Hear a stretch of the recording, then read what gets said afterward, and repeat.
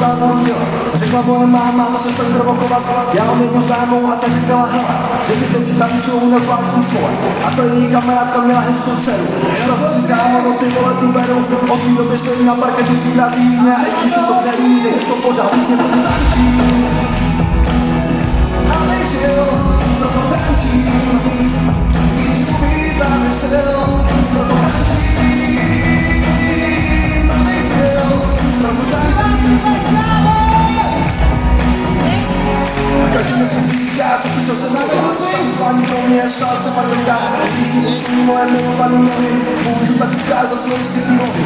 Za ty roky se mi střídalo lidí spousta. Trvalo to vážně, atmosféra zousla. Když mi to stojí moje milovaný záda, také jaká hlavota to bude mít rád. Proto tančím. Abych žil, proto tančím. Když ubýváme sil, proto tančím.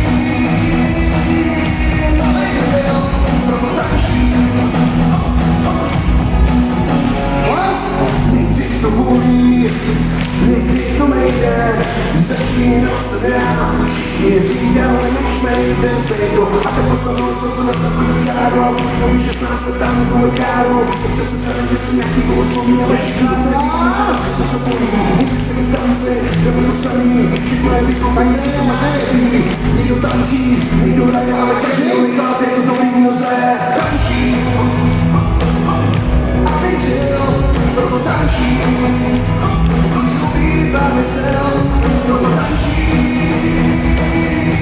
Abych byl, proto tančím.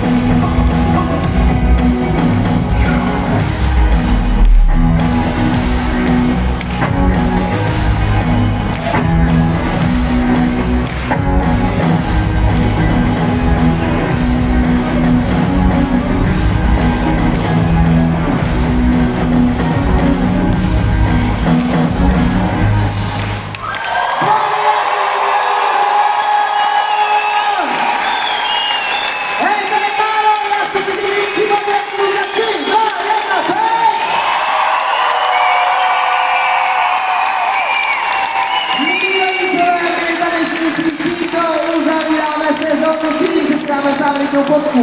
Všichni k sobě na prostředek, teď!